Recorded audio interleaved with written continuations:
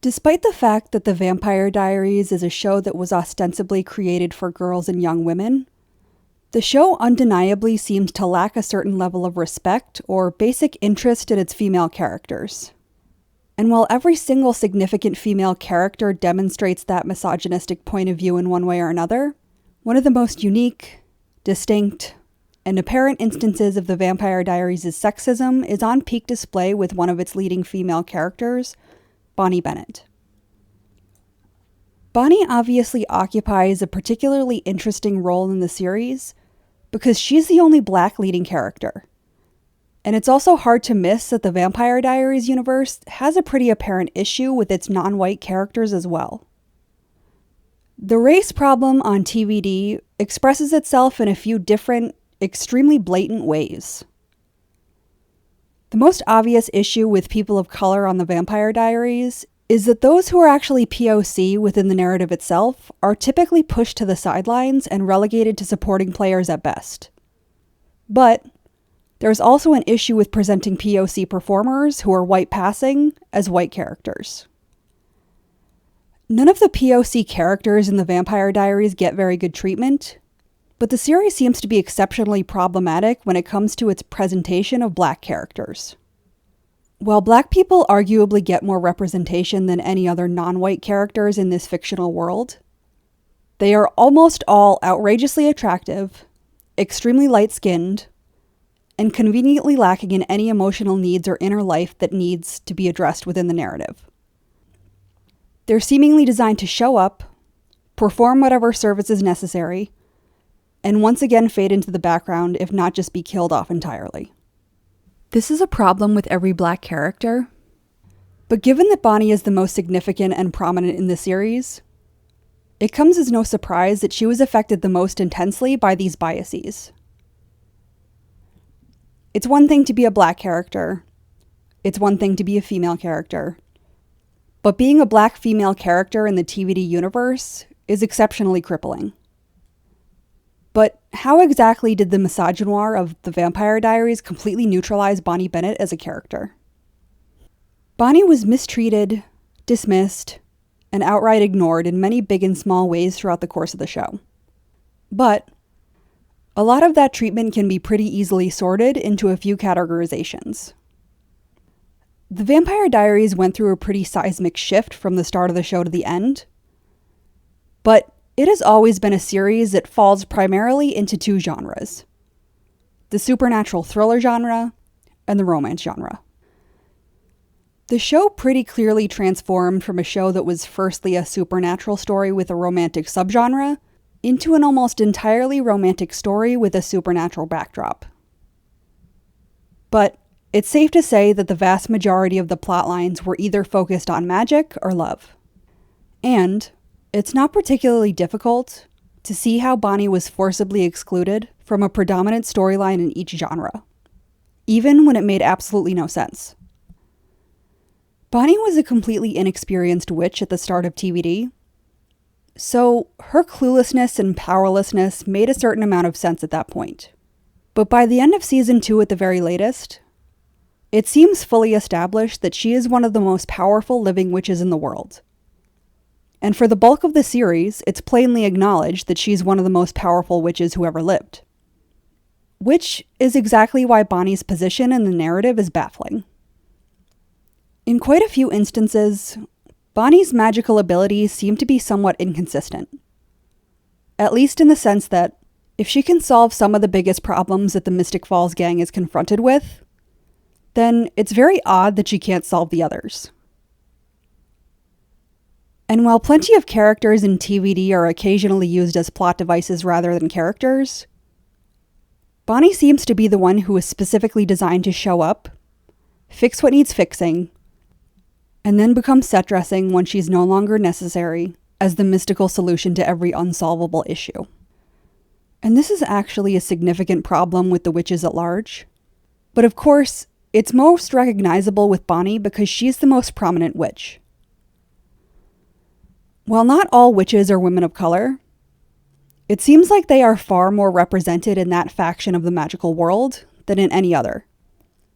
So then, It's interesting that the witches are presented as servants of nature, who are meant to selflessly restore order to the world without actually using their abilities for their own personal gain. Of course, there are plenty of witches who appear to use their powers for themselves. But still, it's incredibly meaningful that the lone black main character in the series is constantly sacrificing herself for the sake of the otherwise entirely white cast of characters. It's even more meaningful that she seems to willingly put herself in the line of fire every time. And it's also extremely telling that she suffers and even dies without complaint for the sake of the other people. And while TVD has never been the kind of show to linger on emotional moments for too long, Bonnie seems to stick out like a sore thumb in this circumstance as well. Most of the main and even supporting characters have moments where their pain is acknowledged and at least has a second to breathe. But there are quite a few situations where Bonnie should be upset but isn't, or where her emotional journey as a character literally takes place off screen. This lack of acknowledgement and nearly complete omission of an internal emotional life that doesn't involve sacrificing herself or her friends only further makes Bonnie feel like a plot device instead of a character. And, while no character needs a romantic relationship to make their character complete, it's incredibly relevant that, on a series that was built largely on a foundation of romance, and arguably became a completely romantically driven show by its end, only one of the female leads was pretty much never presented as a viable love interest. Nearly every character is either threatened or charmed into doing what someone else wants them to, at some point during the Vampire Diaries. However, Bonnie's charm to threaten ratio seems to lean very heavily in favor of threatening. That in itself wouldn't necessarily be a huge issue, but it seems to punish Bonnie in a way that's so severe that it's completely illogical. Trying to intimidate Elena or Caroline, people who at best have the strength of a baby vampire, and at worst are as powerful as a normal human, makes sense. But trying to strong-arm the most powerful witch in the world, instead of just convincing her to do what you want, seems like an incredibly dangerous and completely baffling decision. And yet, that's how Bonnie is forced to do nearly everything that she doesn't want to in 8 seasons of the series. By the end of season 2, TVD has canonically confirmed that Bonnie is powerful enough to destroy Klaus Michelson. And yet, people like Klaus, Catherine, and even vampires as young as Damon get Bonnie to do things by simply bullying or even assaulting her into doing it. And what does Bonnie typically do in response? Absolutely nothing. At a certain point, the consistent contrast between Bonnie's mystical strength and the way that people treat her in order to use that strength becomes a pretty gaping plot hole. And while it's not unheard of for someone to try to sweet-talk Bonnie into joining their team, it's almost always done by a character who is far less powerful than she is and who is completely irrelevant to the narrative at large. In contrast to characters like Elena and Caroline, the distinction between them becomes even more obvious. Perhaps a thin argument could be made that because Elena is a doppelganger, that makes her a tad more unique. But when one of the most powerful creatures on the planet was wrapped around Caroline's finger, it really begs the question, why wasn't anyone ever as invested or even obsessed with Bonnie as they were with the other 2 female leads of the series? After all, Elena's love was consistently treated as if it was the greatest prize that anyone could possibly win. And the 2 male leads were completely obsessed with her and willing to do anything that they could to try to win her over. And despite the fact that Elena was at the center of the love triangle that was a significant driving force behind the story for the entire series, she still managed to score a few love interests that weren't Salvatore's throughout the show's 8 seasons as well. And, while Caroline was actually treated as more of the reject love interest in comparison to the unattainable Elena, her record with romance is also incredibly varied. Even though she was portrayed at best as the consolation prize, and at worst the abuse victim, she did have some sort of romantic relationship with the 2 male leads in the show. Or at least, that's how the Vampire Diaries chose to portray it. In addition to her horror show with Damon and her incredibly brief marriage with Stefan, Caroline is also a love interest for Klaus, Matt, Tyler, and disgustingly, Alaric. Arguably, the only main male character who doesn't serve as Caroline's love interest or potential love interest at any point is Jeremy. And although this laundry list of love interests can be partially excused by the fact that Caroline is characterized as someone who wants to date a lot, the contrast between characters like Caroline and Elena and characters like Bonnie is astonishing. Over a nearly decade-long run, Bonnie's only legitimate leading men are Jeremy, Elena's kid brother who Bonnie will willingly die for, but who also prefers a literal dead person over her at one point, and Enzo, her epic love romance that comes about at the very end of the series, in a relationship that develops almost entirely off-screen. Of course, female characters do not need love interests to validate their characterization or very existence. However, in an environment where every single barely significant supporting character seems to get at least 2 love interests, it's incredibly telling that Bonnie Bennett gets 2 important love stories in 8 seasons of storytelling. It seems even more relevant that the show seemingly went out of its way to sidestep almost any and all opportunities for romance in Bonnie's character arc. Whether it was Cole, Kai, or Damon Salvatore, there were quite a few instances where there was a clear and easy route to develop a love interest for Bonnie in a way that made sense and had a pretty solid amount of audience support. And yet the series always went out of its way to avoid it.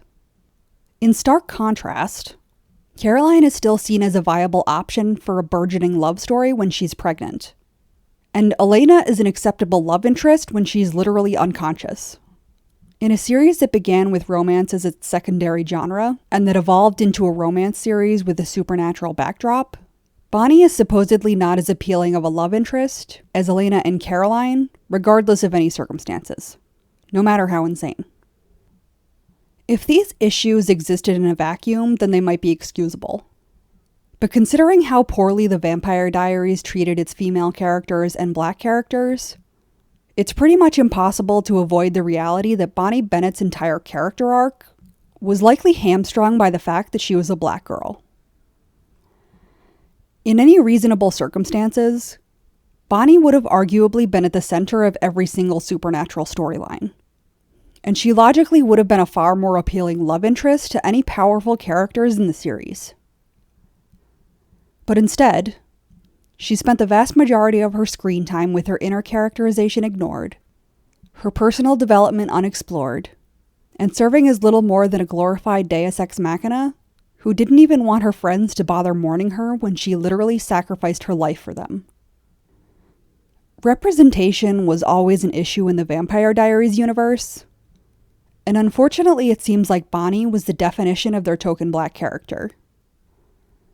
Although the series had 8 entire years to course correct and had many seasons where they were desperate for new ideas and decent character development, the racism and misogyny of the series seemingly prevented them from ever tapping into the enormous untapped potential of someone who should have been one of their flagship lead characters. But what do you think? Is it Misogynoir that kept Bonnie Bennett from becoming a much more complex and developed character? Or was it something else? Leave your comments and opinions below. And if you're interested in more content like this, like and subscribe.